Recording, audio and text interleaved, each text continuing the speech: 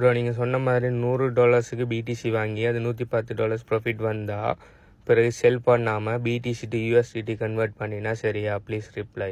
Okay நான் சொன்னதை நீங்கள் பிள்ளையாக வாங்கி எடுத்துட்டீங்க. முதலாவது ட்ரேடிங்கில் 2 வகையான ட்ரேடிங் இருக்கு. ஒன்று ஃபியட் டு கிரிப்டோ ட்ரேடிங், அடுத்தது கிரிப்டோ டு கிரிப்டோ ட்ரேடிங். நான் இதுக்கு ரெண்டுக்குமே 2 பெரிய மாடியூல் வச்சுருக்கேன். கிரிப்டோ டு கிரிப்டோ ட்ரேடிங்கில் கூட 2 வகை இருக்கு. அதில் தான் மேனுவல் ட்ரேடிங்கும் வரும், இந்த ட்ரேடிங் போட் ட்ரேடிங்கும் வரும். ஓகே, ஃபியட் டு கிரிப்டோ ட்ரேடிங்னு ஒன்று என்னென்னா, உங்கள்கிட்ட இருக்கிற லோக்கல் கரன்சியை, உதாரணத்துக்கு கெனடியன் டாலர், எல்கேஆர்னு சொல்லி உங்கள்கிட்ட இருக்கிற லோக்கல் கரன்சியை கிரிப்டோவாக மாற்றுறது. மாற்றி போட்டு அந்த இதை நீங்கள் என்ன செய்கிற, இன்னும் கொஞ்சம் விலை கூட்டியோ இது செஞ்சோ நீங்கள் என்ன செய்கிற விற்கிற. அது செய்கிறதுக்கு நிறைய பிளாட்ஃபார்ம் இருக்குது. P2P பிளாட்ஃபார்மில் நீங்கள் ஒரு ட்ரேடராகி நீங்கள் இது செய்யலாம். அது எப்படின்னா, நீங்கள் உங்கள்கிட்ட இருக்கிற லோக்கல் கரன்சியை கிரிப்டோவாக மாற்றுற, அது பிறகு கிரிப்டோவை லோக்கல் கரன்சியை மாற்றுறது மூலம் ப்ராஃபிட் பார்க்குற. ஓகே, இது ஃபியட் டு கிரிப்டோ ட்ரேடிங். அடுத்த வகையான ட்ரேடிங் என்னன்னா crypto to crypto trading. Crypto to crypto ட்ரேடிங்னா, ஆல்ரெடி உங்கள்ட்ட இருக்கிற ஒரு காயினை இன்னொரு காயினை மாற்றி அது ப்ராஃபிட் எடுக்கல திரும்ப இன்னொரு காயினாக மாற்றுறது. ஓகே, ஸோ அதுக்கு அநேகமானாக்கள் பாவிக்கிறேன்னா ஸ்டேபிள் காயின்ஸ்ல இருந்து. ஸ்டேபிள் காயின்ஸ்னா $US பெறுமதியில் இருக்கும் அநேகமான காயின்ஸ். ஓகே, USDT USDCங்கிற காயின்ஸ் எல்லாம் இருக்கு.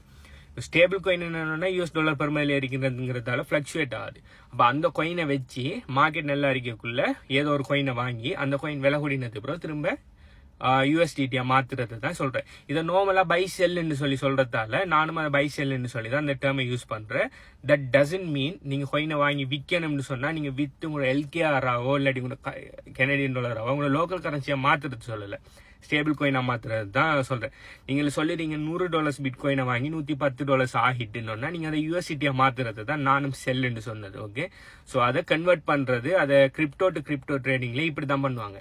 USDT-யை வளமையா செய்யறது, வேற காயினையும் செய்வாங்க. சிலாக்கள் பிடிசி டு எத்தூரியம் ட்ரேடிங் செய்வாங்க, இல்லாட்டி எத்தூரியம் டு பிடி செய்வாங்க. அதாவது பின்னுக்கிற கரன்சியை இன்னொரு கிரிப்டோவாவே செய்வாங்க, ஃபிளக்சுவேட் ஆகிற கிரிப்டோ. ஸோ அதையே யார் செய்யறணும்னா அந்த கிரிப்டோ கரன்சியை நம்பர்ஸை கூட்டுறங்கிறதுக்கு. அப்போ உதாரணத்துக்கு பிடிசியை இதை பேஸ் கரன்சியா வச்சு ட்ரேட் பண்ணுவாங்க. இப்போ பிடிசி கொஞ்சம் தெரிக்கும். ஓகே, இப்போ 0.01 ஒரு பிடிசி இருக்கும்னா அந்த பிடிசில இருந்து கொஞ்சம் எத்தூரியம் வாங்கி அந்த எத்தூரியம் விலை கூடினதுக்கு பிறகு, அதாவது பிடிசி வெளியூல இருந்து கூடும். இப்போ $10 இருந்து $15 ஆகுறல.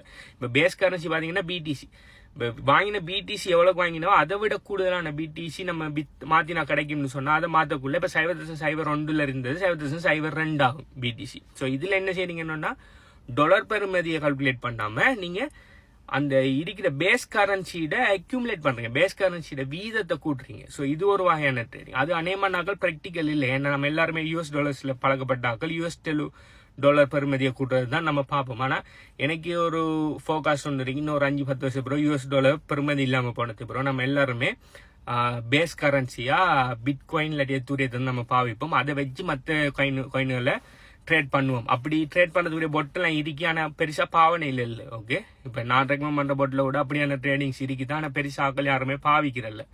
என்ன காரணம்னா நம்ம எல்லாருமே $US ப்ராஃபிட் எடுக்கிறத நம்ம ப்ராஃபிட்டா கருதுற, அந்த காயினை கூடுதல் அக்யூமுலேட் பண்றத நம்ம பெருசா கணக்கு எடுக்கிறல்ல.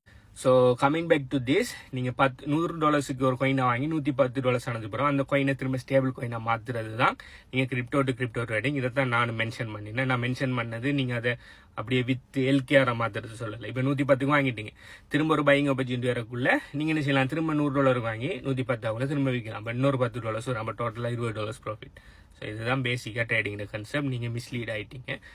நார்மலா இப்படி கன்வெர்ட் பண்றது தான் பை அண்ட் செல்னு சொல்லி கிரிப்டோ ஃபீல்டுல சொல்லுவாங்க. ஓகே, இதை பத்தி மத்தாக்கள் என்ன நினைக்கிறத கீழே கமெண்ட் பண்ணுங்க. இந்த மாதிரி உங்களுக்கு வேற ஏதாவது டவுட்ஸ் இருக்குன்னு சொன்னா கீழே கமெண்ட் பண்ணுங்க. I will try to get back to you. By.